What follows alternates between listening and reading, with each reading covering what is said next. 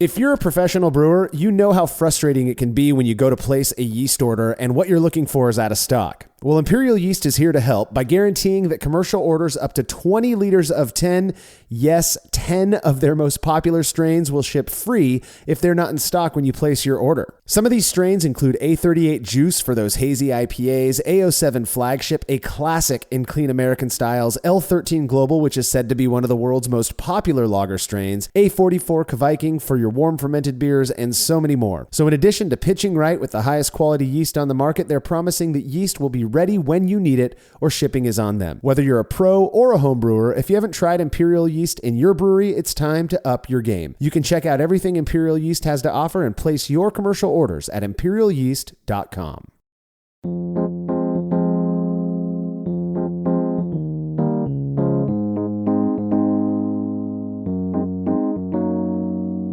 The first year or so after I brewed my first batch, there was just something that felt really good about making the trip to my local homebrew shop, looking over all of the ingredients, smelling all of the wonderful smells. You know what I'm talking about. However, as my love of making beer turned into an obsession, I guess, and I was brewing much more often, those constant trips started to feel more like an annoying task. This is the Brewlosophy Podcast. I'm your host, Marshall Schott, and joining me on this episode to discuss our experiences with bulk brewing ingredients is contributor Cade Jobe.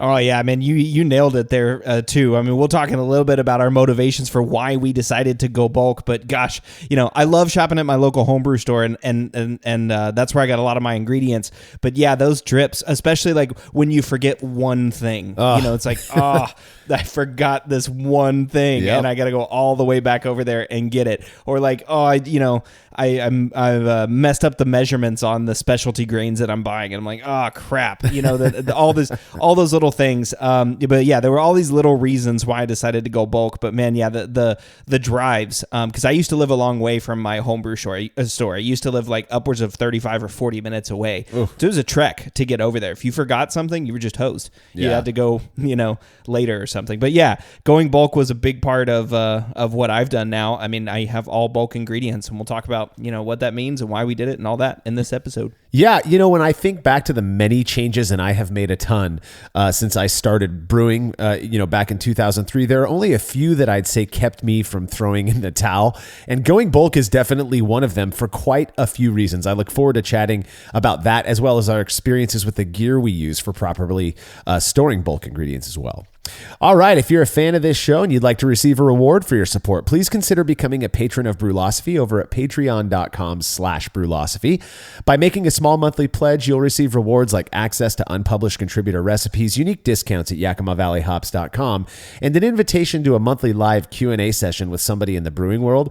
This month's guest is the fun, witty, and very entertaining CH from Homebrew for Life, which you can follow on Instagram and YouTube. Just search up Homebrew, the number 4, and then Life. I have a feeling most of our listeners already know who CH is, but if not, and you enjoy the lighter side of brewing and beer, make sure to check it out. This is going to be a lot of fun. If you want to be a part of this session, you have to make sure to make your pledge at patreon.com/Brewlosophy by this Friday, December 16th, 2022, as CH is going to be taking questions on Saturday the 17th. All past sessions are available on our private Patreon and Facebook pages, so you can go back and watch them whenever you like. Learn more about becoming a patron over at patreon.com/Brewlosophy. Another really easy way to help us out is by using the links found at brewlosophy.com/support when you're shopping online. Your experience does not change a bit, and we get a little kickback for the referral. And if you wouldn't mind letting us know what you think about this show by leaving a rating and review in Apple Podcast or wherever it is you listen to podcasts, we'd really appreciate it. Thanks to everybody who's already rated and reviewed the show. We read every single one of those. Feedback is brought to you by Clawhammer Supply, who are known for their incredible all-in-one electric brewing systems. I've brewed on both their 120 and 240 volt systems, and I'm telling you, these things are legit, efficient, easy to use with a small footprint. You will not be disappointed with one of these units. Plus, the guys behind the company run a killer YouTube channel, which you can find by searching YouTube for Clawhammer Supply. If you're in the market for electric brewing gear, make sure to check out what Clawhammer Supply has to offer over at clawhammersupply.com. And don't forget to let them know Brewlosophy sent you when you're checking out. That's clawhammersupply.com. As those who who listened to our last Brew and A episode may recall Stig Johansson asked us a question about a very large beer he made. I think it was around 18% ABV, and he said he couldn't get it to properly carbonate. Well, after hearing our attempts at a good response, Stig shot us an email to update us on the status of this beer. Stig says, first of all, to clear up some of the assumptions made on the show, I absolutely tried to lower the pressure to serving pressure in the keg to test for carbonation the first times. The high pressure pour was just to check if I actually had the high pressure I thought I had in the keg. The beer was just 100% flat. After I sent in the question, I bottled the batch because I didn't have room in my keezer for such a big beer that would probably sit in there forever. Anyway, as I was transferring from my keg to bottles using a counter pressure filler, I noticed something strange. The beer was getting progressively more and more carbonated as the keg was emptying. After about half the keg was transferred, the beer was starting to remind me of something that had actually sat at 50 psi for too long, which it had. It was suddenly uber fizzy. This was an interesting discovery for me, and I came to the conclusion that with a beer with these heavy characteristics, the carbonation doesn't as easily reach the lower portions of the keg when subjected to CO2 pressure via the headspace only. I believe the carbonation would have been more evenly distributed had I rocked the keg on the floor from time to time during the forced carbonation, or if I had used a carbonation stone sitting deeper in the keg. We learn something new every day in this hobby.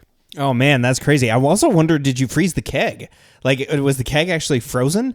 Is that why there was just not like good homogenation in there? I mean, you could freeze if it had like high RE in it, high residual extract in it. You could freeze that keg, and that might have caused some of the issues with the carbonation. But yeah, that's an interesting idea that there may be some level of like striation in the carbonation.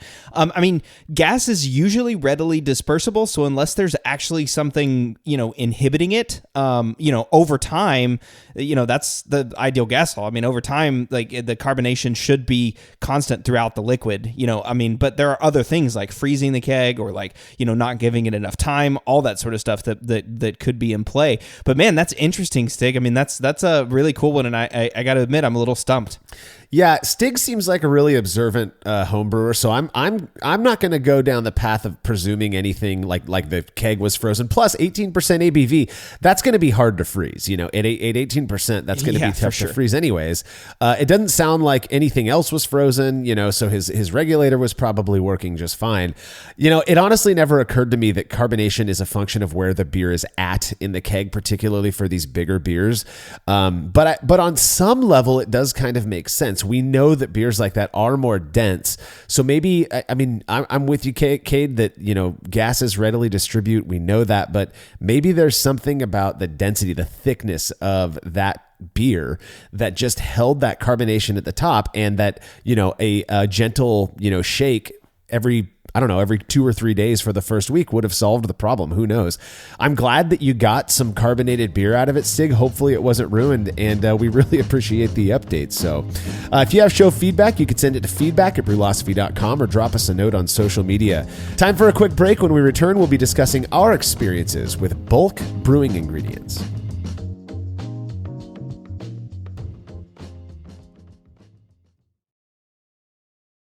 After a long brew day, the last thing I want to do is waste more time chilling wort. I've tried so many different options, and ultimately I settled on the super efficient immersion chillers made by Jaded Brewing. With the King Cobra and Hydra, I'm able to chill my entire batch of wort from boiling to just a few degrees above groundwater temperature in as little as 6 minutes. If an immersion chiller is right for your brewery, then do yourself a favor and check out all of the rad options Jaded Brewing has to offer at jadedbrewing.com, and be sure to let them know Brewlosophy sent you. Family-owned Atlantic Brew Supply is the largest homebrew shop in the Southeast. No gimmicks, no multinational corporate overlords, and no BS. They offer exclusive malts, yeast, and more from local artisans, as well as award-winning recipe kits. They also sell professional brewing gear and cask equipment from sister companies ABS Commercial and Cask Supply. Most ingredients are available by the ounce, plus Atlantic Brew Supply has an on-site calculator to help you craft your best brew. Orders are processed same day, and 2-day shipping is guaranteed for East Coast customers. Get 15% off your first order using promo code BREWPOD. That's BRUPOD at AtlanticBrewSupply.com.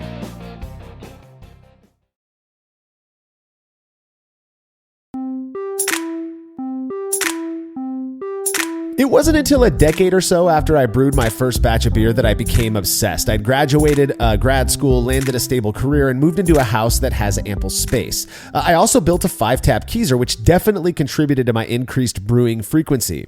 Now, at one point, I was brewing nearly every weekend, which meant a lot of trips to the homebrew shop. Given its distance from my house, quickly became a pain in the butt.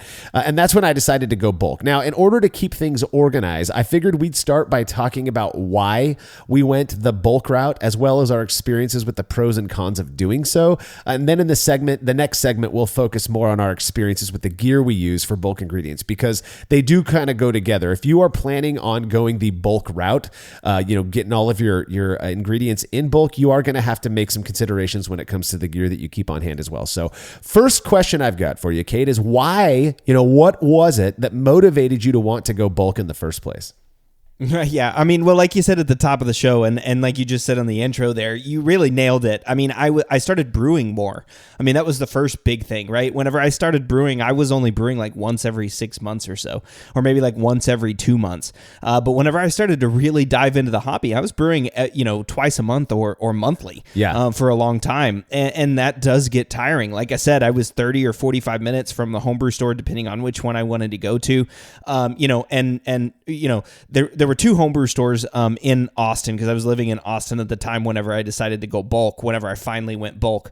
And there were 2 homebrew stores there. One of them was 45 minutes away. One of them was 30 minutes away. And the one that was 30 minutes away, that was a little bit closer to my house, to where I was living at the time, we kept running out of ingredients. And they kept having they were out of Cascade. They were out of like Pilsner malt. They'd be out of C60, or they'd be out of a particular type of yeast. And I was just like, I was like, come on. That homebrew shop has since made a lot of changes. And they got a new owner. They've got new ownership, and now they're entirely online. So you know them as Austin Homebrew Supply. And they actually have a huge online presence, or at least did until recently. I'm not sure if they're still open, but I think that they're still online. But that was the big deal for me, is like I was brewing a lot, and I just got really tired of having to drive to the homebrew store. If I forgot something, I was like, forgot a 1 pound of C60, or I accidentally measured out 9.5 pounds of pills when I needed 10.5 pounds of pills. Right, like those kinds of things. I was like, crap. I mean, that's a really long way to go back up to the to the brew supply shop. So that's one of the reasons why I started going bulk. And then also, there were 2 big reasons. One is I'm terrible at planning brew days in advance. I'm horrible at it. Like I decide I'm going to brew on a weekend, and I decide and I set my recipe on like Wednesday or Thursday. So I have no ability to plan. I wish I did. It's one of those things I wish I could improve. But then also the third thing was, everybody talks about cost savings for going bulk. And I was like, oh yes, I'm going to save a whole lot of money by going bulk. I don't think I saved a lot of money, but because of the gear considerations, but that's all the reasons. I mean, that's kind of a long-winded way of a bunch of different reasons why I decided to go bulk. Yeah, like I said, I started brewing a ton, at least twice, sometimes 3 or 4 times per month, which meant a lot of trips to the homebrew shop or more beer orders, which, I would usually try to support the local homebrew shop, but there were times where I was like, I just can't. I like you. The homebrew shop, the drive from my house down to the homebrew shop, when it was where it used to be, was 20 to 25 minutes. And if there was traffic or anything else in the way, I mean, that would just extend longer. And then I got to turn around and come back. And, if I was planning on brewing that day, that now I've got an hour out that I'm not able to do that. I don't have the stuff on hand to plan it. It just got to be a pain in the butt. And I hadn't really considered going bulk, buying all of this stuff in bulk, until somebody in my homebrew club mentioned that we get a discount on bulk sacks of grain at that homebrew shop just for being a member of the club. And I thought, well, if I can get bulk grain, that'd be great. What about getting bulk hops? And we'll talk a little bit about my experiences with that in a bit, because I think it's kind of interesting. But, this was like 2011, and I didn't know anybody who was buying and storing bulk grain. So my inspiration really came from, the fact that Ben Como's homebrew shop here in Fresno offered this discount, plus the stuff that I was reading online. And yeah, I loved it. And I'll tell you, I started brewing way more when I went bulk. And so to say that I, saved money probably is a misnomer there, but but I absolutely saved money on a per batch basis. I mean, we'll move into talking about some of the pros of going bulk. And I think the biggest one for me, besides just having everything on hand, I could literally right now, I could go out into my garage and I could brew a batch of beer and I've got everything out there that I need to do that. Now, I might be a little bit limited by the ingredients that I choose to keep on hand, but I can make a good batch of IPA or pale ale or a brown ale or something with the stuff I have on hand. And that's just awesome, right? Each one of those batches is going to cost me, for a standard, 5-gallon batch of beer, is going to cost me a lot less because of the fact that bulk ingredients cost just quite a bit less than when you're buying on a per batch basis. I mean, that's just a fact, right? I did a little bit of looking stuff up, a little bit of a comparison here. If you were looking, for example, to grab some Great Western American Pale Malt, that's a basic pale two-row malt that works incredibly well for most American styles or pretty much any other style. You're looking at about $2 per pound. So you buy 10 pounds of that stuff, you're spending $20. You can get a 55-pound sack of the same exact malt for $55. That's $1 per pound. So half the price just in malt alone. So the $10 or the $20 you were going to spend on your batch of beer just got cut to $10. Then you look at stuff like hops, right? Let's go with Citra hops, which are still hot out there. I love Citra. I think most people do. At more beer, you're looking at $3.69 per ounce. Well, if you're using 6 to 8 ounces, you're looking at $25 to $30 or so just for hops alone. You can get an entire pound of Citra T90 hops, probably arguably as fresh as you're going to get them from Yakima Valley Hops, for $23 a pound. You're saving $36 per pound when you look at it that way. To me, that is more than worth it if you have the ability to keep stuff in bulk at home, Cade. Yeah, for sure. The gear component of this is, I think, where it gets a little bit more questionable, right? I mean, if you're looking at like just an ingredient basis, that's where, it makes a heck of a lot of sense. Like you said, I mean, Citra hops, first of all, if you're brewing IPAs and you're not using bulk ingredients, stop what you're doing, right? Just don't do that to yourself, because that's probably the best example that I can think of in terms of cost. Well, that and yeast, but yeast for different reasons. Yeast mostly just because you can continue to harvest your yeast and pitch them for multiple generations. Yeah. So that makes it, a $7 or $8, $10 patch of yeast, you can make that less than $1 or more. I mean, you can make Easily. It 50 cents or even a quarter per batch, depending on how long and how many generations you take that out. But bulk hops, right? I mean, that's like, to me, that one doesn't require any additional gear except maybe a freezer, which we'll get to in a little bit. But that cost savings is so huge, and Citra's a great example, right? Citra is one of those hops that if you're buying it on a per ounce basis, $3 or $4 per ounce, and you're putting those in an IPA at 5, 6, 8 ounces, something like that, that's a huge amount of money that you're putting in there. And I mean, it's way more than the expensive to buy, per ounce than to buy per pound. So that one was a big one for me. And like you, the other big pro for me is availability, right? Like I said, I'm horrible at planning brew days, but if I know that I have ingredients on hand, that makes it much easier for me to figure out what I need, right? So it's like, okay, I know I've got Pils malt, I know I've got pale malt, I know I've got a couple other things, so I can make almost any beer, using this. I just need to tweak some things. And we'll get into what grains I keep on hand a little bit later. But the availability of ingredients, the ability to just go brew something without any additional effort, without going to a homebrew store, without waiting for more beer shipping, without any of that stuff. To me, that's really awesome too. And talking about like less expensive ingredients as well. We talk a lot about malt and hops and yeast, but don't forget about like salts and adjuncts. I mean, that stuff lasts a long time, but you can buy that stuff in bulk and it's really cheap. Yeah. Like Whirlflock's like, I don't know, 50, 60 cents, something like that, per tablet if you buy it individually. And a 1 pound bag, which is like 100 tablets, is like $25. Yeah. So I mean, like, and I mean, it's just all of these things that you can do. Corn sugar is cheaper in bulk if you're able to do that and able to store it appropriately. So if you're bottle conditioning, buying bags of corn sugar is a good way to do it in bulk. But yes, there's a lot of ways that you can actually save money on ingredients, but it's just looking at that ingredient cost, right? That I think is what's less expensive, because there's a lot of other things that go into going bulk. And maybe that kind of segues into some cons, but I don't know if you had anything else you wanted to talk about on pros. Well, you mentioned yeast, and yeah, we use liquid yeast. We're Imperial yeast all the way over here at Brewlosophy. But you could buy a single $10 pouch, like you said, prop up a big starter, split that between 4 small jars or something like that. Or you could do what I would do and just harvest from starters with each batch, and you always have a fresh pitch. I've taken yeast out. We have a whole episode on harvesting and reusing yeast. You can go check that out.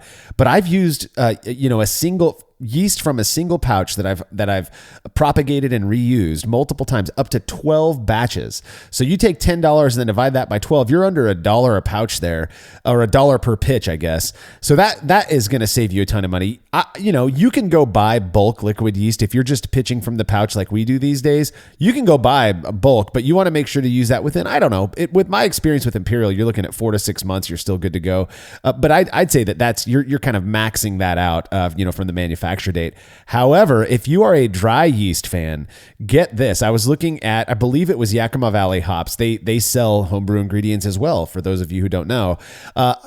Going price is about $5.59 to about $6 per 11.5 gram pack of US-05. That's the popular Chico strain, dry Chico strain from Safale, which, as an aside, boy, prices have gone up since I started brewing. That stuff used to be like $2.50 a pouch, but now it goes between like $5.50 and $6 online. Or you can buy an entire 500 gram brick for $115. That is a savings of $123. Here's the deal.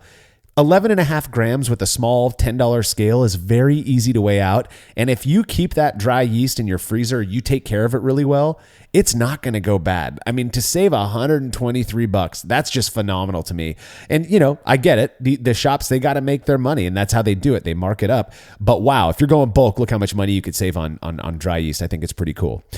You did mention, Cade, that there are obviously some cons. I think one of the first ones that at least that I've talked with other homebrewers about is that your upfront costs are definitely going to be higher. A sack of grain costs $55 to $60 if you're going with something like craft malt or something a little bit higher quality, or just harder to find. Golden Promise, Maris Otter, you're looking at maybe $70 to $80 per sack, which is still going to be cheaper than if you were to buy it by the pound, but it does cost more up front, to buy bulk ingredients. We're going to break down our gear later on, but the gear that you have to get to be able to use these bulk ingredients properly, that's going to cost some money as well.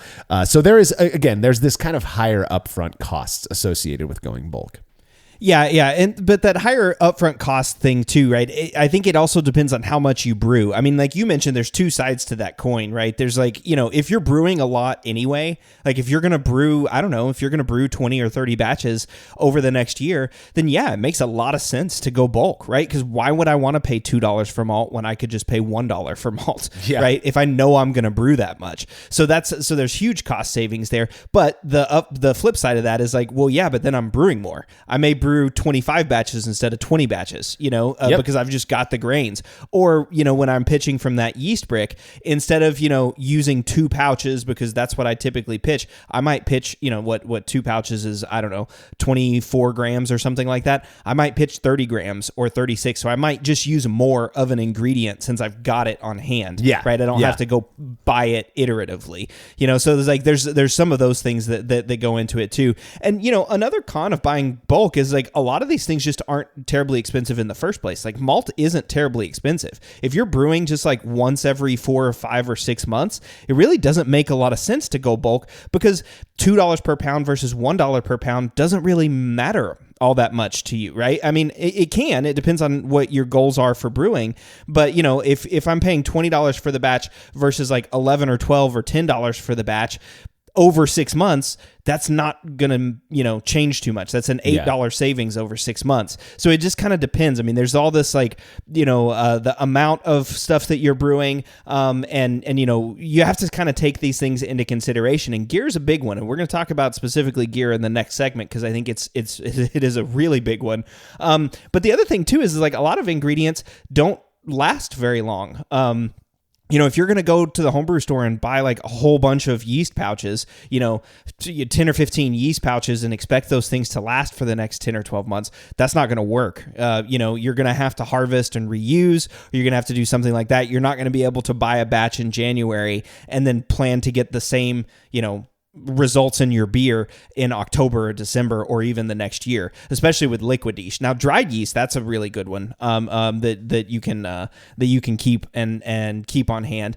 And then another thing too, I'm just kind of like spitfire rattling off these cons, but another one is storage space. Like, where are you going to put all this stuff, right? I mean, if you're buying 55 pounds of grain, that's a lot of grain, and I'm not using that all in one batch, so I've got to find some place to store it. And a lot of people are space limited, like people who are in apartments or people who have, balcony brewers or people whose brewer systems are in the garage, like we had a 2-car garage, and there were 2 cars in that garage. So my brewing equipment had to fit around that, and trying to find places to fit malt bags, can also be very hard as well. But anyway, those are just a couple of like the big high end cons that I see. Yeah, I totally agree with all of those. You have to have the space for it, obviously. If you don't, trust me, you're going to be stepping over bags of grain, and stuff goes bad over time. That's the other thing. Now, my personal experience with malt is that if you store it properly, it's not going to go bad on you. I've used malt that was 3-4 years old, and it was perfectly fine. Nobody complained about stale flavors, nothing like that. We've also got some experiments on that. But yeast, that's a big one. If you're going liquid yeast, you're going to lose viability. So you got to keep that kind of stuff in mind. Another con, and I mean, depending on who you are, is that you're going to have a lot of friends hitting you up for, just a couple of ounces of grains and hops, and maybe, hey, you got an extra pack of yeast, the homebrew shop's closed. I'm planning a brew day for tomorrow. So you got to keep that kind of stuff in mind too. I actually quite enjoy being the helpful guy when it comes down to that kind of stuff. So yeah, that actually raises a question. One thing too, was because of specialty malts, right? So like keeping stuff like Black Patent in stock. I mean, that's hard to do if you're going bulk, right? Like a 55 pound bag of Black Patent is going to last me for probably the rest of my life. Yeah. Yeah. But sharing with people does make it less, more cheaper, right? If you know that you're the Black Patent guy and anybody in your homebrew club needs, Black Patent, they come to you. That's great. And that's a great way for you to save money and for your club always to save money. Yeah, and what's really neat is that most homebrew shops, I'm a big fan of More Beer. If I'm cruising over to the Bay Area or something, I would, every time I'd go over there, I'd stop at More Beer and load up on ingredients that I was running low on. And they actually offer bulk discounts depending on the amount that you get. I believe it's the same online. So 1 pound of grain is going to cost more per pound than 5 pounds, which will cost more per pound than 10. And so I consider that bulk as well. There are certain grains like Black Patent that I'm not ever going to buy a whole sack of unless I'm doing a split of some sort with friends. So now, before we move on to talking about the ingredients that we keep on hand, because I get asked that all the time. So we're finally going to address it on the show. Let's just run through real quickly our preferred sources for getting our ingredients. For me, the local homebrew shop is always super helpful, especially when they're running deals or they're offering a discount for being a member of the homebrew club. But also, my biggest source of bulk ingredients when it comes to grain is to go to Crow and Wolf Brewing Company and hit up the brewers there to see if they can just slap on a couple extra sacks of grain, and then I'll buy it from them directly. Usually they don't have a problem doing that. So if you have friends who are, commercial brewers, or if you've made friends with a commercial brewery around you, consider asking them. They'll usually, in my experience at least, they've been more than helpful. Oh, yeah, for sure. The local homebrew shop is definitely where I got most of my grains. I mean, Austin Homebrew Supply in Austin and SoCo Homebrew Supply, those are the two places where I would always get stuff. I mean, really anything like salts, corn sugar, grains. I didn't really get hops from them all that often, but I think that was mostly just because YVH has such an awesome selection of 1 pound hops, right? I mean, it's just, It's so easy for homebrewers to get bulk hops. I mean, I will say be wary, because I think I'm still working on the 2020 crop of Magnum because I got a pound of Magnum, and that stuff just is lasting a long time. Yep. But Cascade and Citra and Mosaic and all these big, fruity Sabro, the Lupamax, all these big varieties that you're using a lot in dry hop, man, I'm in 1 pound bags of those all the time. And I mean, with Citra, a 1 pound bag doesn't last me long at all. Maybe like a few months. And I'm not even brewing like, a whole lot of IPAs, but it just takes, you just use a lot of it. When you're using 3 or 4 ounces per batch of beer, that goes pretty quickly, right? That's only 4 batches in a pound, versus like Magnum where you got maybe like 20 or 30 batches in a bag. But yeah, YVH, local homebrew shops, and those are pretty much where I get everything, and the grocery store for some occasional things too, like sugar. Yeah, oh yeah. When it comes to hops, though, I mean, I don't know of a better place than Yakima Valley Hops. There are a few farms for up in Yakima, and I'm sure there might be some down where you're at in Corvallis there, Cade, but who will also do fresh hop sales every year, right after harvest. I believe it's called hopsdirect.com. They have one that's Putterball Farms out in Yakima, Washington. They do kind of the same thing, but Yakima Valley Hops has everything you could possibly imagine, at least in my experience. Now, they run out because popular hops are popular for a reason, but for incredibly low prices. Now, kind of a funny story. When I first moved into going, buying my grains and my hops in bulk, YVH wasn't around yet. So I resorted to buying from folks on eBay, which I thought was kind of interesting. There were people, what I found out though, was I was up in Yakima for hop harvest 2-3 years ago. And Jeff and I were talking. Jeff is one of the owners of Yakima Valley Hops. Jeff Perkins, he and I were just chatting about stuff. And I told him that like these people used to sell on eBay. He was like, yeah, that was us, man. That's how we got our start. So chances are, I don't quite recall, but chances are, I was buying from Yakima Valley Hops before they were known as YVH, so I think that's kind of cool. But really, honestly, if you are looking to get hops in bulk, you got to either look at direct from the farm or you just go to YakimaValleyHops.com. I'm not saying that as an advertisement. We love them. We're very thankful that they appreciate us the way that they do. But there's a reason for that. They offer the best deals on bulk hops. You can get 2 ounce bags of hops as well, of course, but buying by the pound, you just save so much money. Now for yeast, if you're going dry, just check to see what the price differences are for 11.5 gram versus 500 grams. Chances are you're going to save a chunk of change. Otherwise, I go with whatever my homebrew shop has, whether that's more beer or whatever's local to me. And then brewing salts and such. Honestly, I've gotten Epsom salt at Target. I'll get gypsum and calcium chloride almost always from more beer because they sell it in 1 pound bags that last me forever. But those are the places that I source my ingredients from. Sounds like you and I are basically in the same boat, Cade. Yeah, I'd be surprised if people have other places that they source from. But if you do, send it out to us. Like you mentioned earlier, breweries oftentimes have excess. So if you just need like a small amount of something, your local brewery is probably going to be willing to help you out. Oh yeah. Or So those are good places to go to. But yeah, mostly for me, it's the local homebrew shop or like more beer. If I'm buying brewing ingredients. Yeah, I couldn't agree more. And honestly, hopefully I'm not annoying commercial brewers out there. But if you make friends with them and you find yourself low on something like, I don't know, flaked maize, just hit them up. Hey, I need a pound of flaked maize. I was wondering if I could buy some from you. Chances are they're going to pull a pound for you and you're not going to have to pay for it. So I say that with all the love in the world for my friends who are commercial brewers who have helped me out over the years. So well, right. Get them to be friends first. They need to be friends first. Don't just be cold calling your local brewery going, I need a pound of flaked maize. Yeah. Because they're probably not going to even respond. Yeah. All right. To get to one of the most asked questions that we get, and it's usually not for a brew and A, it's literally like an email where they're like, hey, I'm going bulk. What do you keep on hand? Let's just go over real quickly. It's going to be spitfire lists here. And if we have any, explanations, we can go into that. But we're going to hit each ingredient that we keep on hand in bulk, starting with grain. So I break down grain by base malts and then specialty grains, which include everything else that aren't base malts. Cade, what do you prefer to keep on hand? Yeah, so I'm for malts, it's mostly just base malts. I have a handful of specialty grains, and I'm going to transition into keeping some specialty grains because I finally found a system that I think will work. But base malts on hand, I've got pale malt, Pilsner, Maris Otter, and wheat malt. I always have those. And then there's usually, I have 5 of those Vittles vaults. So there's usually something like Munich. I used to keep a bag of C60 around, but ended up throwing like half of it away just because I didn't use it all that much.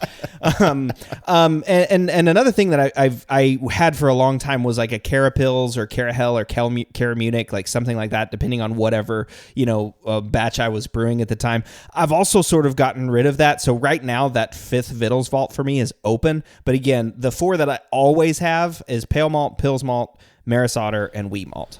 Yeah, that sounds very similar to me. I always keep around a pale 2-row malt, and that I'll kind of shift up what that may be. Lately, it's been Mecca Grade Estates La Manta, which is phenomenal.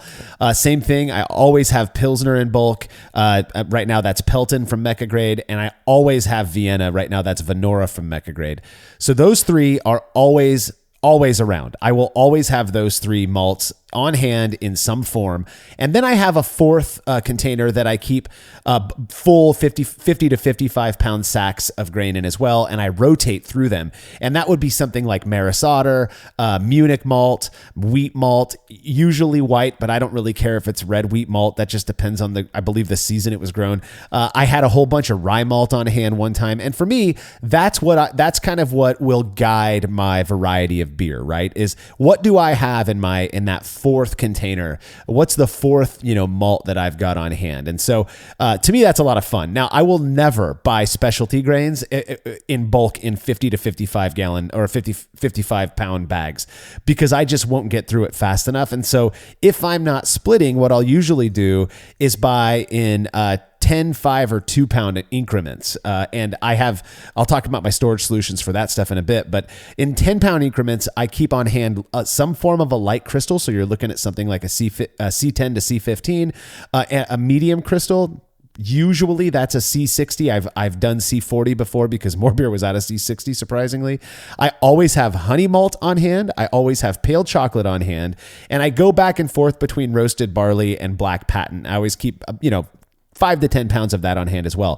For smaller increments, that more like 1 to 2 pound, maybe up to 5 pounds, I usually will have something like some Special B, maybe some brown malt, just things that I use really infrequently and that you don't really need to use very much of in a batch of beer where they're featured. So Special B is a perfect example. I might brew, 3 or 4 Belgian beers per year, and in those I might use upwards of a half a pound of Special B just because that's a flavor profile that I'm not the biggest fan of, but a little bit can go a long way. And so I don't need that much on hand. And so those are the grains that I like to keep on hand in bulk. To me, I can brew a ton of styles just with those alone. So.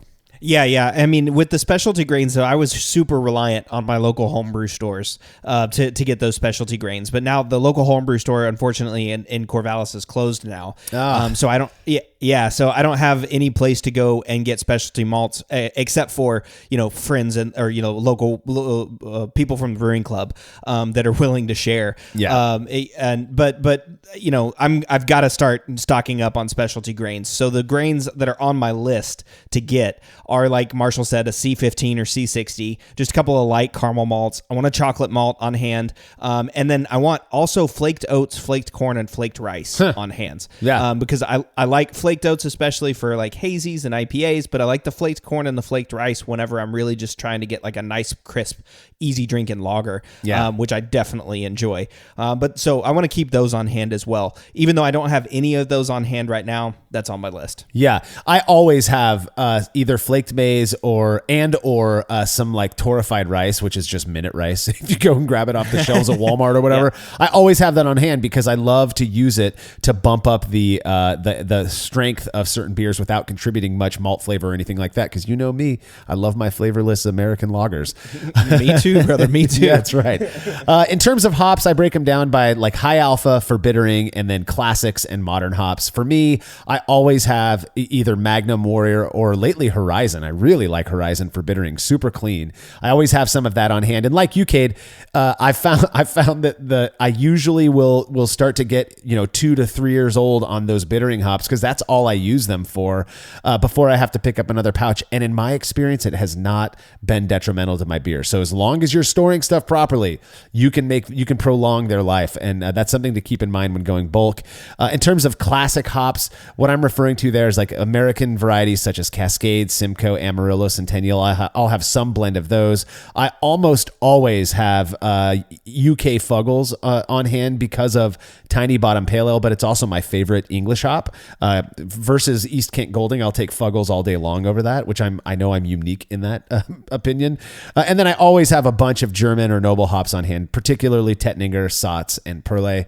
And then in terms of modern hops, American-wise, we're talking about Citra, Mosaic, all the various Lupomax varieties. I think I've got 4 bags of Lupomax in my freezer right now. And then I like to have something from down under on hand as well, whether that's Galaxy or Vic Secret, maybe some Kohatu.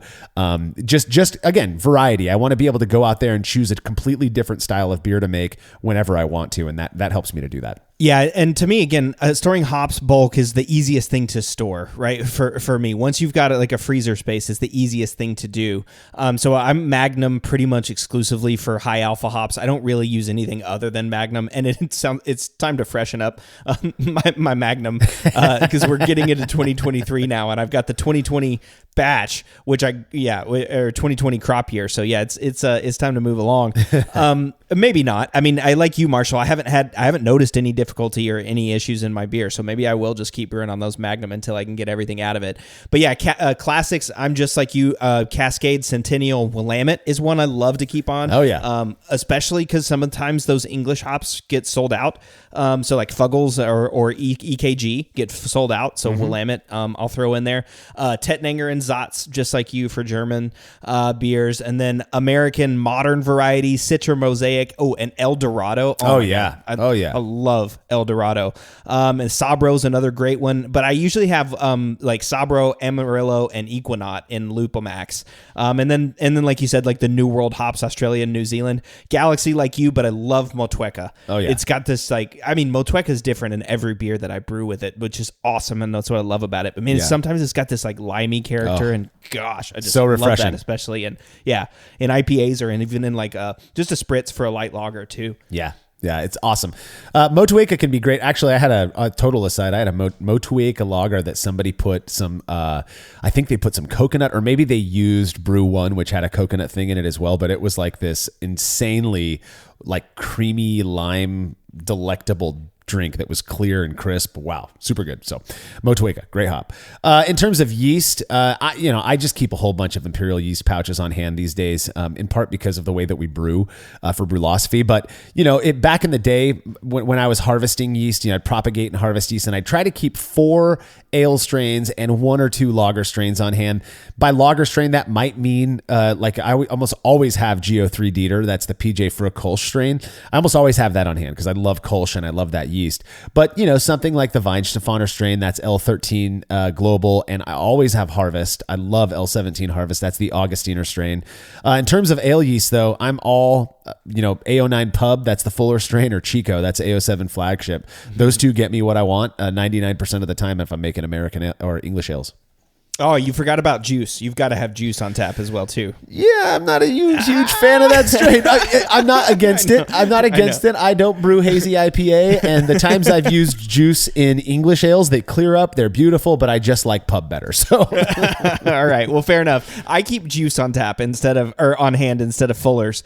Another one that I always have on is Triple Double. I love that beer for any Belgian application. I don't care. It's a saison, whatever. I don't care. Triple Double is my favorite yeast for any Belgian. And like you said, Harvest is definitely my favorite lager strain. I'll keep that one on all the time. I use Global a lot if I can get it to clear up, or in especially like light lagers, like super light, just American light lagers. I'll use Global. And then another one I like to keep on is Viking. There's this wheat beer that I like to brew in the summer that's got and that Viking just gives it this little orange juiciness that I really like.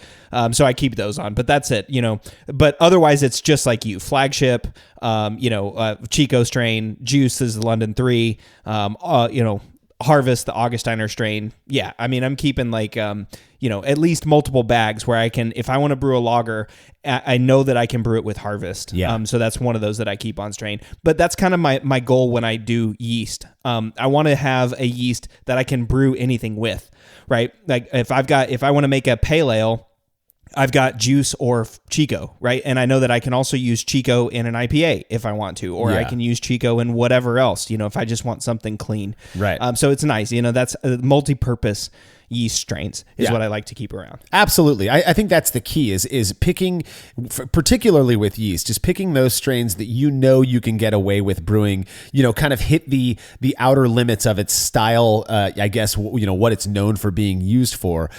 Chico is just such a universally good strain. I mean, regardless of what lab you go with, we use Flagship here, but you can make anything from a pale ale IPA all the way up to a brown ale stout, great yeast for that. So just pick what those things that are going to be the most versatile. Or one thing you can do is just design, if you are a planner, as I tend to be, design the recipes you're going to brew for the next 6 months and then kind of tailor your yeast choices to that, right?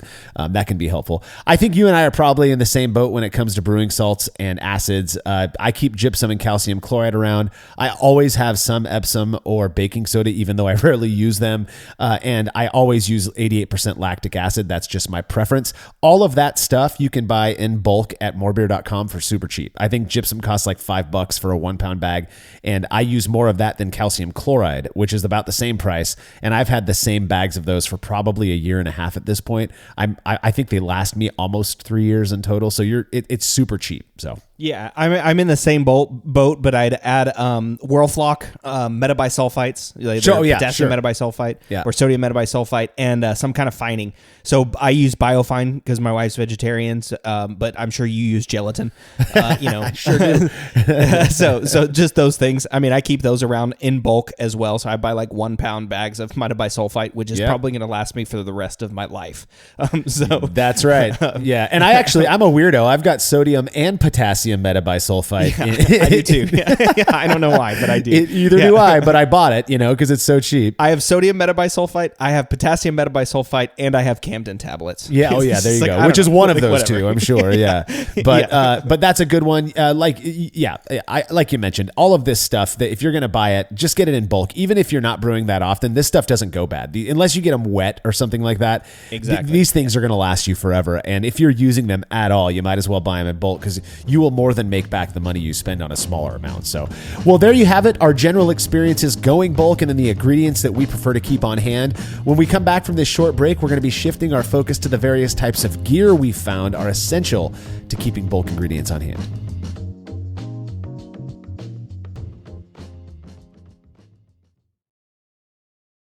As every brewer knows, the best beer requires the best hops, which Yakima Valley Hops provides fresh from the source to brewers around the world, carrying everything from classics like Cascade to modern favorites like Galaxy and Mosaic, as well as other ingredients and gear. Yakima Valley Hops has it all. And don't forget to check out their new podcast, The Late Edition, where the YVH crew goes into depth on our favorite plant with industry experts. Head over to YakimaValleyHops.com now to see all they have to offer and subscribe to The Late Edition wherever it is you listen to podcasts.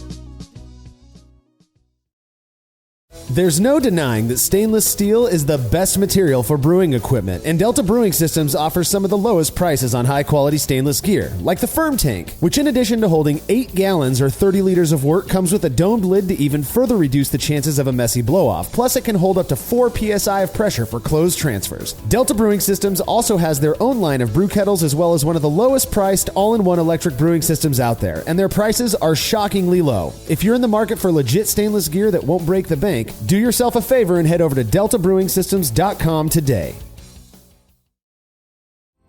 Chilling wort can be a chore, especially after a long brew day, but not with the exGEERitor Counterflow Chiller, which can chill a 5-gallon or 19-liter batch of wort in 5 minutes or less, leading to a strong cold break and clear wort in the fermenter. Brulosophy's Matt Del Fiacco uses the exGEERitor Max and absolutely loves it. In addition to improved chilling efficiency, every exGEERitor comes with a 5-year warranty that covers the entire chiller for manufacturer defects. If you're looking to up your chilling game and a CFC is right for you, head over to exGEERitor.com today.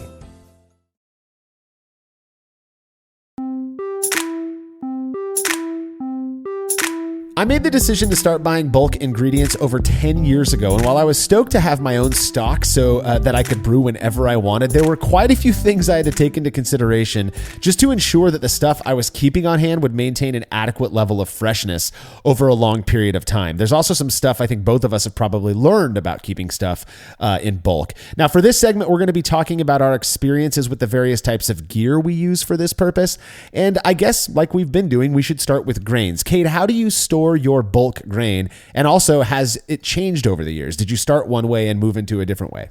No. So I started with Vittles Vaults, and I think that was on recommendation from what I'd read online about storing grains. I mean, they're 60-pound dog food Vittles Vaults, or any real, they're meant to hold, a food, right? Like a feed for animals, like dogs or any of that. And the big thing about those is they're airtight, they're low moisture, and they keep things out, right? Like bugs and mice and stuff don't get in. If you've ever had a mouse problem in your grains, it's absolutely miserable because they hide in there, like it's like they run out of the grains, like you're over there, you're like messing with your grain and a mouse just like runs out. I don't care who you are, it freaks me out. I'm not afraid of mice, I don't care, but just when something just runs away out of the corner of your eye, I have a shock reflex. So but the Vittle Vaults, that's definitely where I keep all of my bulk grains. But I'm interested to hear your thoughts on the specialty grains, because that's my next project, is to try to figure out where I'm going to start putting all these, C60 and C10 that are not in 50-pound sacks, that are just, 5, 10, 15 pounds, something like that. Yeah. Well, I will let you know what I do for that. The way that I store bulk grains is like you. When I first decided to do the whole bulk thing, everywhere I looked, it was all about Vittles Vaults, and you can find some crazy good deals on these things. If you look on Amazon, they're like $60. Go to Costco. They get them in 1 to 2 times a year, I think, is pretty standard for like every Costco in America at least. And they sell them for $23. these and they're 60-pound Vittles Vaults, which when you place it the way that they're intended to be placed, will hold a 50-pound sack of grain. But if you flip it up on its back, which is what I do, you can toss an entire 55-pound sack of grain in one of these Vittles Vaults. They are super convenient. Now, they're not the cheapest approach. I mean, again, if you're at Costco and you get one for $23, awesome.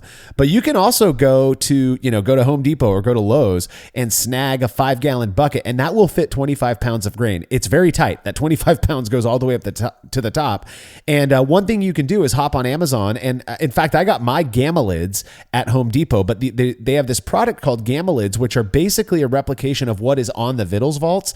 And you pound them into place on top of your just 5-pound or 5-gallon bucket, and then you have a lid that screws on and off that creates that very important airtight seal. The low moisture, it'll keep all those critters out, like you said, mice, bugs, all that.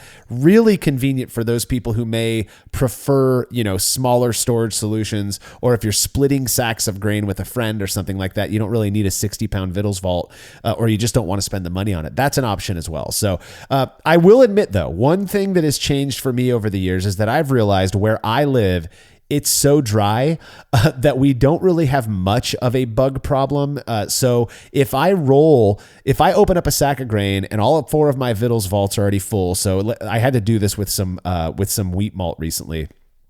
I don't have a place to store this stuff. All of my containers are full. I just rolled the top of that bag down super tight, and then I've got big, I think they're called large binder clips, that I put 2 of those on the top of this sack that I've rolled down, and nothing is getting in there. And that's worked for me for a few years at this point. So would I recommend that as being the primary storage solution for bulk grains? Probably not. I'm kind of a better safe than sorry type of guy, and honestly, $23 times 4, less than $100 to store 200 pounds of grain to me isn't a big deal, but it does work in a pinch. And so that's one thing that I've kind of changed my mind on over the years based on my experience. Now, for specialty grain, I got this tip from somebody at More Beer when I was picking up all of these, little bags of specialty grain that I didn't want a full sack of. He told me just go into a big department or a big home depot or a Lowe's type of store, and ask for 2 gallons 2-gallon paint buckets. They're these little white paint buckets. I bought like 20 of them. I think at the time with a lid, they were $5 a pop. So I bought a ton of these things. I use them for measuring out my grain. I use them for weighing out, other things that I need in smaller quantities. But the best thing, the best purpose they serve is they will fit up to 10 pounds of grain beautifully. And the lids are super tight. They're a pain in the butt to take off actually, but they will not let anything in there. So these grains aren't staling. They're not, they're not exposed to the elements. They are keeping critters out, which is my big thing. I love them. And again, they're really cheap. Another option, let's say you're going for 1 pound. You want to store like, I don't know, a special B in a 1 pound thing. If you go to Costco and you buy their mixed nuts, the container that they come in, there's a lot of stuff like that, right? Those kind of like larger amounts of things that you snack on. They're purposed for food. So they're not an issue in that front. Rinse that thing out, give it a good wash and let it dry. And then you can store up 1 to 2 pounds of grain in those as well. That's what I keep my Brown Mountain Special B in actually. So nice. That's a really good idea. I was thinking like the homebrew shop that closed here in Corvallis had like plastic shoe boxes, like there's like see-through seat boxes. You can get it like Target or wherever. Sure. With like the snap-on lids. That's what they used. And I was like, that's a really good idea. So that's what I was thinking about. But now I'm thinking those 2-gallon paint buckets, man, that might be really nice. Cause then, they've got a little handle on them and you can write on the side of them. And yep. Yeah. Oh man, that might be the way that I go. I also like the coffee containers. We use Cafe Bustelo. We're not coffee snobs at our house. So we have like the little metal coffee can that we get every week. So yeah, that's definitely be a good spot for those smaller grain amounts like Black Patent or any of those others. Yeah, and what's nice about them is that with the stackable 2-gallon buckets, they fit nicely next to each other. They can be stacked. I don't know. I find them really, really convenient to have on hand. And ever since making that move, 10 plus years ago, I've never had a complaint about it. Now, there are times where I will keep the grains just in the bag that I brought them home in. Again, I'm not going to go out and buy more buckets just because I just don't have the space for it anymore. And I've not had any issues with that. Again, you got to make sure just to roll that top of that open bag down tight enough to where nothing can get in. I've got some, the malted oats, golden naked oats. I've got those in a bag outside on my brewing shelf right now. No issues with them whatsoever. So again, I think it's really convenient to have good storage solutions, but you can still buy bulk if you don't want to go drop all the cash on that stuff. And I think you'll be okay as long as you mind, you don't want to store your grain in a high moisture area. They will go bad. And you want to keep bugs and mice and all of that crap out because they will eat that stuff. It's quite tasty for them. So, in order to have store bulk grains, you got to have something to weigh it with. And so that is called a scale. I think most of us have a fairly large one. Mine is capable. I bought mine way back in 2011. So this thing is almost 12 years old at this point, and it still works perfectly fine. I still, I still tear it when I need to, and I compare it to other scales, and it's spot on with what it weighs. And I think it cost me like $35. So, this one is a kitchen scale that has a fairly wide base that will fit a bucket, one of those small 2-gallon buckets on it, and it has a max capacity of 18 pounds. And so the way that I weigh out grain is I go in 10-pound increments, right? Or I just do grain by grain. So if I've got a 5.5-gallon batch that has 8 pounds of pale malt and 2 pounds of C60, I weigh those out separately so I know I don't mix them up and I can make corrections if needed. But they have scales out there that go all the way up to like 30, 35 pounds. And I think those ones would be called like postal scales.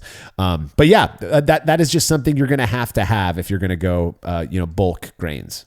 Yeah, for sure. A scale, something to weigh it out, right? So think about like if you're going to the homebrew shop, almost all homebrew shops are going to have a mill there that's available to crack and crush the grains for you, right? So if you buy bulk and you don't have a mill, you're not going to be able to brew beer. You need to crack those. Well, you can brew beer. It's just going to take you a lot longer. But you need a mill to be able to crack that open and a scale to be able to weigh it out, right? Yep. I mean, think about like it's exactly what you need for the homebrew shop. And I wanted to pause here a second because we talked about one of the big cons of going bulk. And I mentioned that buying equipment can be one of the cons, right? If you think about like, okay, with malt, you're going from $2 a pound to $1 a pound. So on a batch of beer, you're saving somewhere like $10 to $15, on in malt, right? But to get that $10 or $15 on a batch, you had to buy Vittles balls, you had to buy scales. I mean, you don't have to buy all these things, but most people do, right? And it starts to add up. And like, especially for me,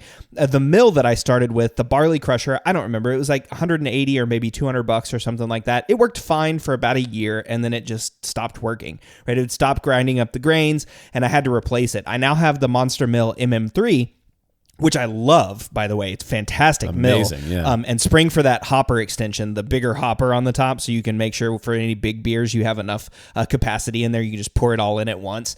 But the Monster Mill 3 is like $300 or $350, you know? So like you start to add up these costs, and it's like, dang, for 10 to 20 dollars a batch on malt, I got a $350 mill. I've got $100 worth of Vittle vaults. I've got a scale now that's in here. It's like, how many batches do I actually have to do in order to make this cheaper? Ultimately, I think it comes in way easier. There's other things, right? You're not having to go back and forth to the homebrew shop. You're limited by the size of the bags that they have there, to take your grains out. So there's all these other really great things that come with it. But the gear component of this is a really big deal, because it depends on what you have and what you don't have. Another thing for the Monster Mill 3 is I had to purchase a corded electric drill, which I think was like another, I don't know, 80 or $100 to run it, because I tried with my little battery operated one, and that thing got like 3 cranks on it, and then the battery was dead.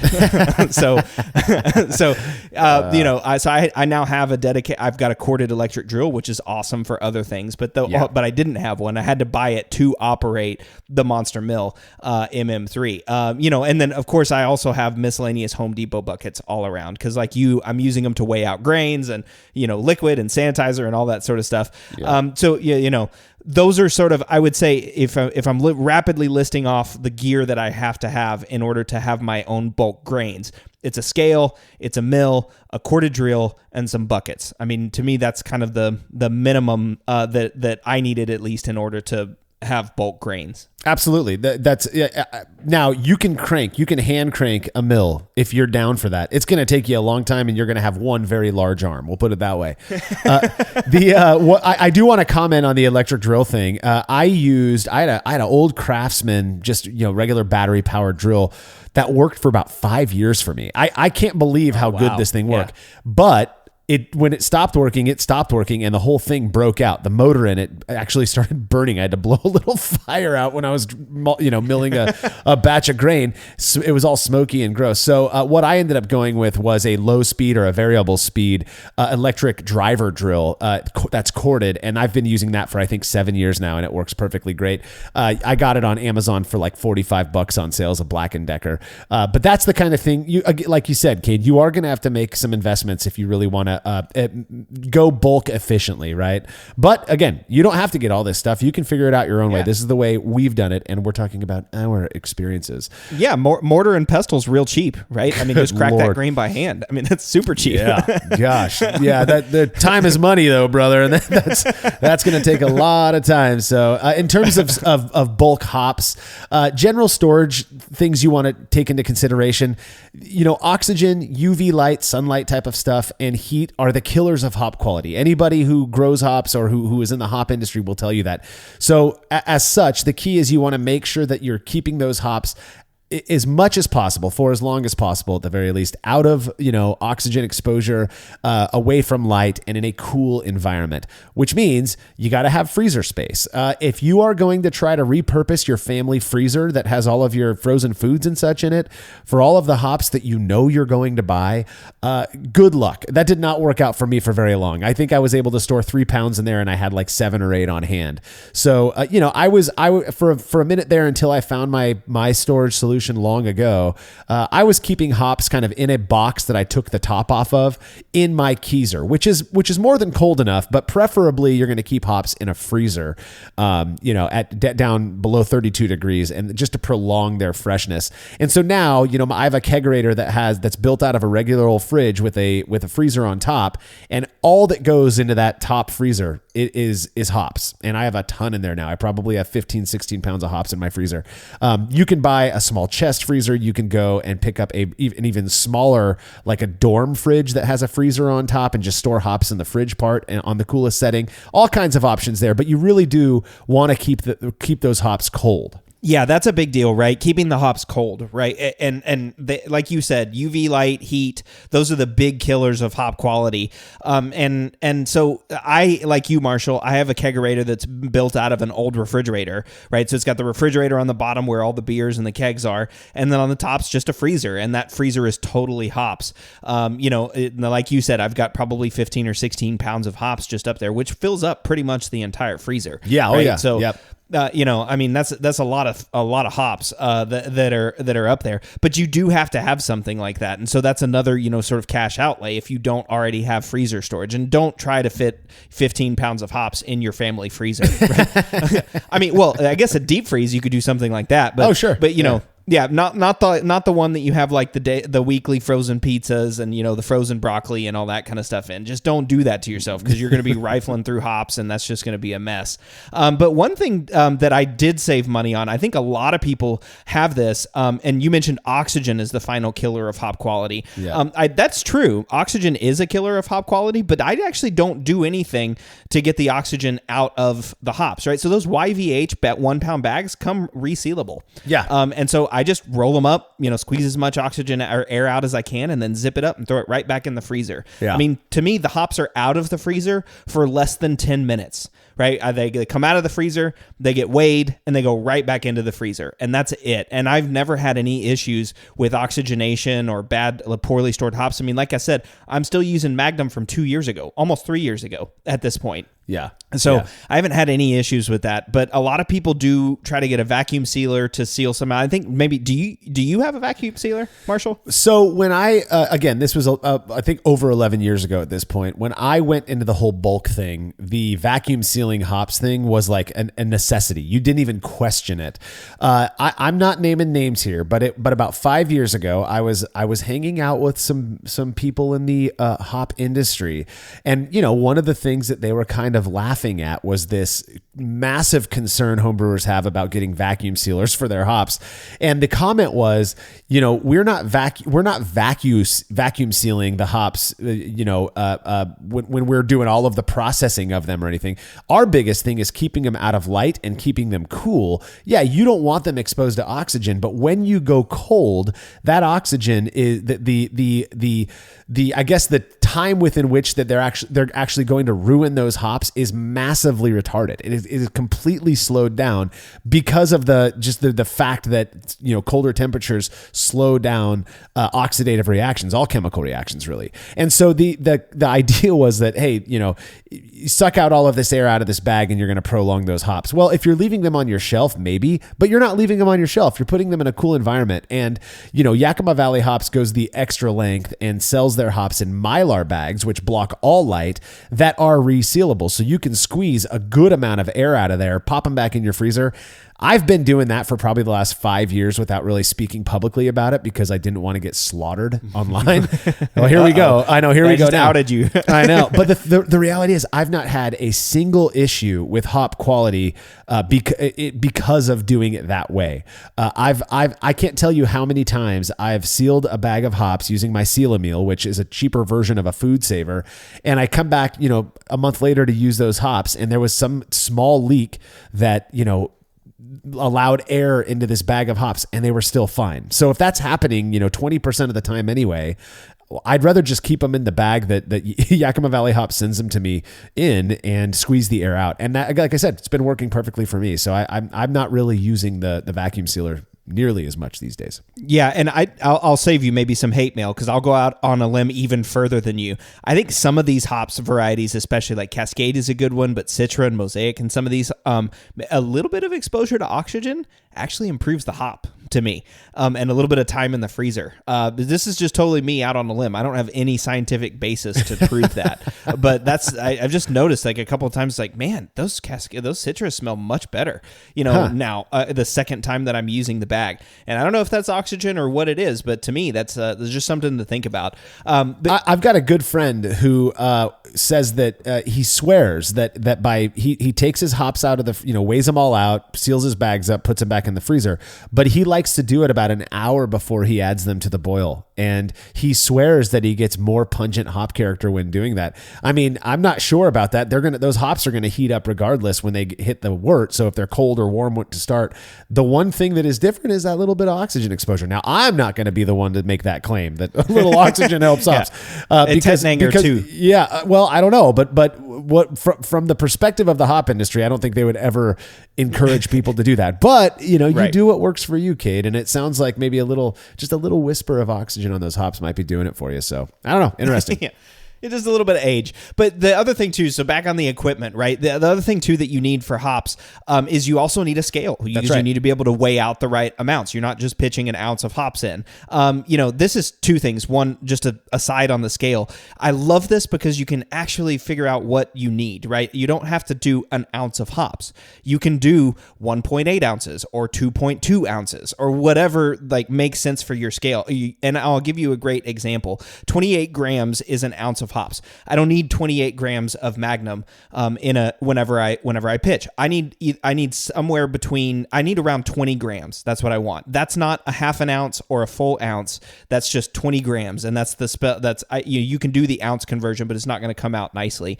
And that's something that I've now been able to tweak. Right, I know that level of bitterness, that 20 grams of Magnum in a 60 ounce or in a 60-minute boil is going to give me a level of bitterness that I like in pale ales and IPAs. So that to me is like, and now that I've got bulk hops, I don't have to worry about like, well, what do I do with the extra 8 grams? Yep.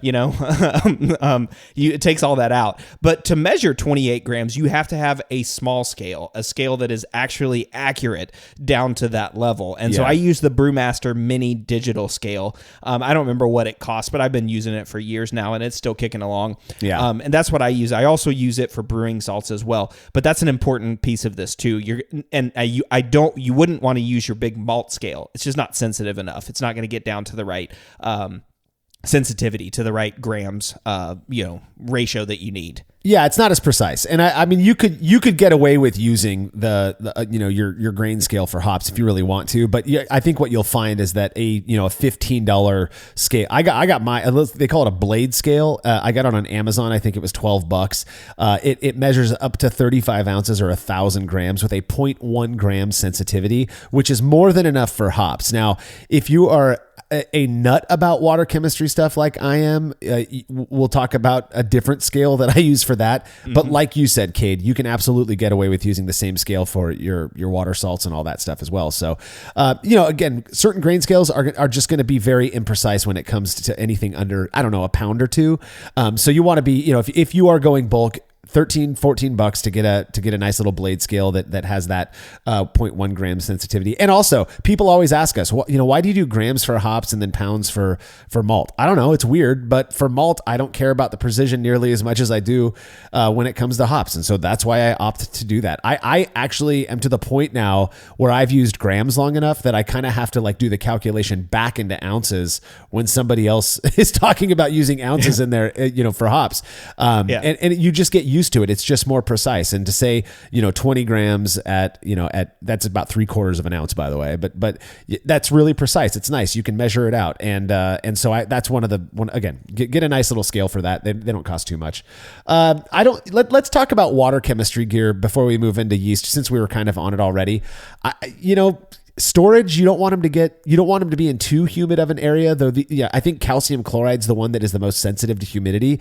I've had to toss out a bag that was almost as hard as a rock when we went through a little humid spell here in Fresno. But other than that, I don't really keep anything too much on hand. I have a scale. It's a 100 gram scale with a 0.01 gram sensitivity. I use that for my water salts. Other than that, I have I don't even know what it's called. It's like a plunger, you use it to give kids medicine, like young kids medicine. That's what I use to measure out my acids, and it works perfectly fine. Other than that, I don't really keep anything else on hand. I borrow, measuring spoons and whatnot if I need to, but I'm usually weighing all of my salts out. So yeah.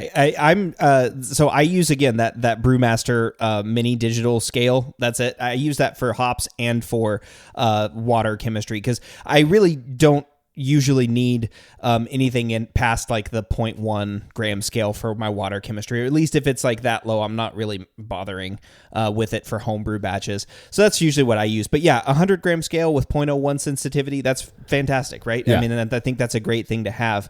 I've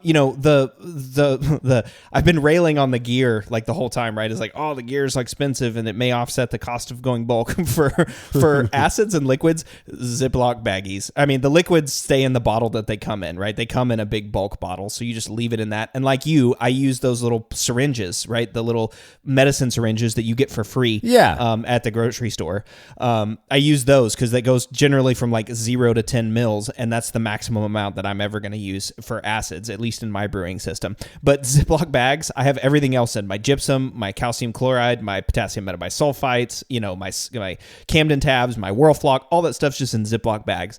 And I don't do anything else with those. I did have to buy like a shelf. So I've got like a little 3-wire rack, that's like movable shelf that I can put that stuff on. But that's mostly just convenience. I mean, none of that was exactly required. Yeah. But one other thing too is a little cup for like holding the salts, right? And same thing for hops. So for hops, I actually have cups that are labeled like 60, 45, 30, 20, 15, 5, 1, and Whirlpool. So I just weigh directly into those cups, and so I know when they're being added to the boil. But I mean, again, that's just convenience more than like a cost. I mean, I just use the little dentist cups that are like $5 for 1,000 or something. Yeah, I use for weighing out salts, and so when I'm weighing out hops, I use I took some of our experiment cups, the colored cups, and I know that I mean it's stupid, but I have like some green ones that I usually reserve for like the bittering edition. My red ones are usually for that flavoring or mid boil, and then the blue are for like late kettle. It's just a stupid thing that I do. But when I'm weighing out salts, the minerals for my water, for my brewing water, I just use a square of aluminum foil, and then I can fold the sides up and kind of toss that into the water. I don't know why I go that route, but I also I have a measuring cup. It was a plastic measuring cup that I dropped on the ground many years ago, and it broke the handle off.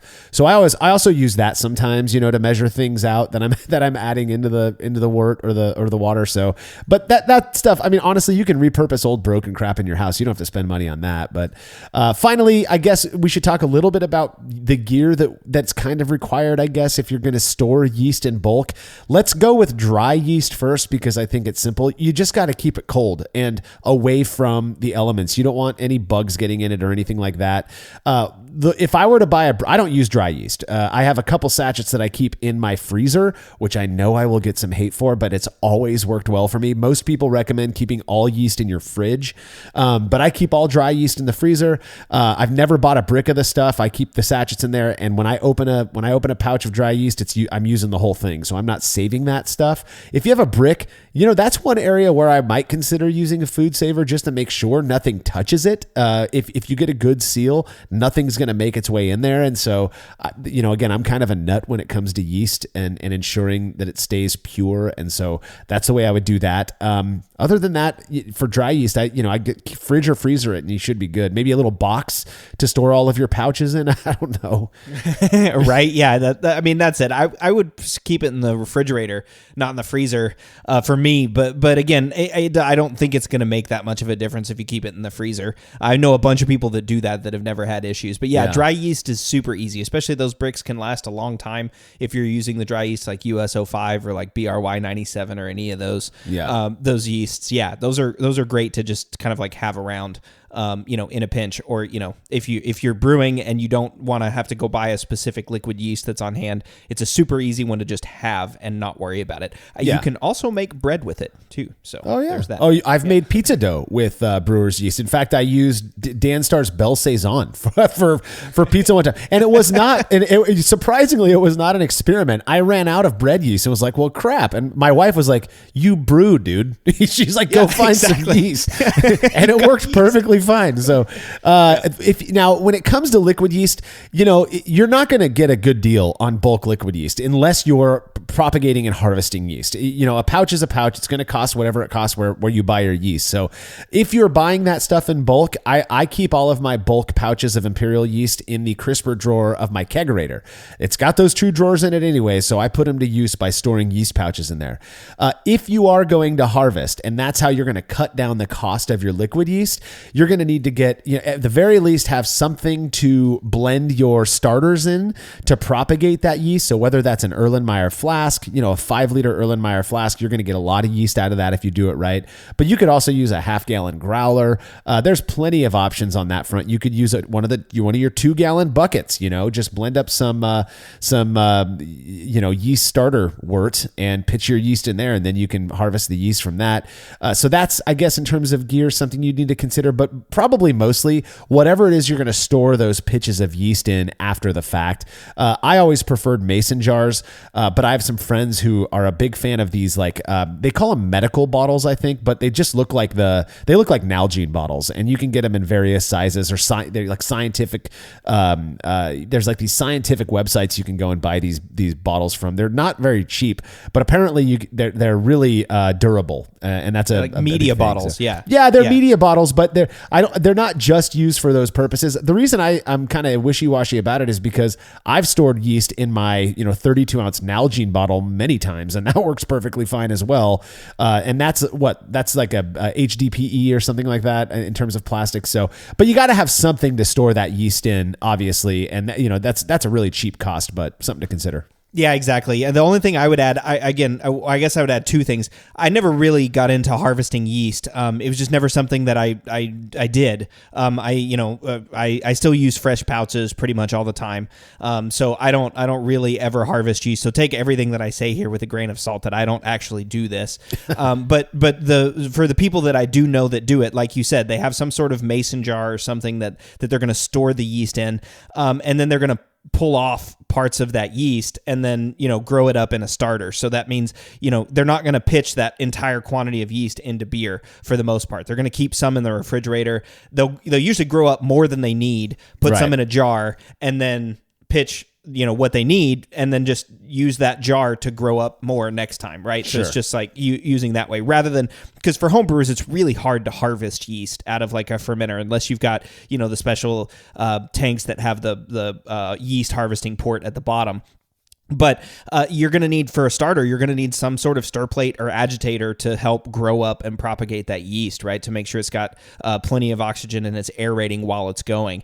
So you're going to need something along those lines as well. But once you've got all that stuff, if you're making starters and stir plate, using a stir plate and making starters, and you've got your process down, it just runs like a machine. It's fantastic because you don't have to go back and buy yeast. And there's stories out there of brewers who have been using this, quote, same yeast, and I'm gonna put this in air quotes because I'm not sure it's the same yeast, but have been using the same yeast for years. I mean, like 20 to 30 years, and they've never gotten a different yeast because they're always just brewing a batch, take some fresh yeast off of that whenever you grow it up in the propagation tank, and then put it over in your refrigerator. Most breweries aren't doing that. Most people pitch their yeast after like 20 or so generations, like throw it away after 20 or so generations. But you've got all these opportunities to really expand yeast. Once you've got the equipment set up, man, it really just chugs along like a machine. You always have yeast available for brewing, which is awesome. Well, and I would extend that to bulk, just going bulk in general, to kind of wrap things up. There is a really good feeling if you are really into this thing called brewing, to be able to walk out to your garage or your brew shed or go into your kitchen or whatever it might be, and to know that you've got everything there to make the beer that you want to have on tap in 3 weeks. It feels really good, and it is incredibly convenient. And like I said at the top of the show, this is one of those things that really did keep me from kind of drifting away from the hobby of homebrewing. I mean, we see it all the time with hobbies in general, that people start something up and for various reasons end up kind of losing interest. When you have all of this stuff on hand, I literally could leave. We could finish this episode and I could be brewing within 20 minutes outside in my garage. Now, again, that's going to be limited by the stuff that I have on hand, but for the most part, I'm able to brew a good amount of styles just with the stuff that I keep in my garage. And I think it is more than worth it, at least for those people who, again, are obsessed with this thing as we are, Cade. So I think that's about it for our experiences with bulk ingredients. Is there anything else you feel like we missed, Cade? No, I'll just add one little personal story too. So I don't know which one came first. This is kind of a chicken or egg thing for me, but I now also keep bulk ingredients for making chocolate chip cookies at my house. So if you come over to my house, I can make you chocolate chip cookies within 20 to 25 minutes any day of the week, whenever you want it. So there are other things. I don't know which one I did first, whether it was the chocolate chip cookies or the brewing grains, but one inspired the other. And so now I do both. Well, I keep bulk Miller Lite on hand. So if you've ever come to my house, there's a cold Miller Lite I'll hand you. So, well, don't forget to check out our other podcast, The Brew Lab, where Cade takes you into the lab with brewing experts to discuss the fascinating research they've done on our favorite beverage. And remember to head over to brewlosophy.com to stay current on everything we are up to. The Brewlosophy podcast is made possible by the generous support of our sponsors, as well as all of our rad listeners. We seriously could not do this without you. Cheers to everyone who has subscribed and left a review of our show. It makes a huge difference. If you haven't yet, please consider doing so. Head over to brewlosophy.com/support to view a list of ways you can easily help us to continue producing this podcast. If you want a reward for your support, visit patreon.com/brewlosophy. Thanks again for listening. We'll be back next week with another episode of the Brewlosophy podcast. Until then, think beer. Start off the morning with some hot tea, lemon and honey, cause it suits my bro. Put some herb in the bowl, yeah, it's homegrown. Ain't gotta go through the middleman no more.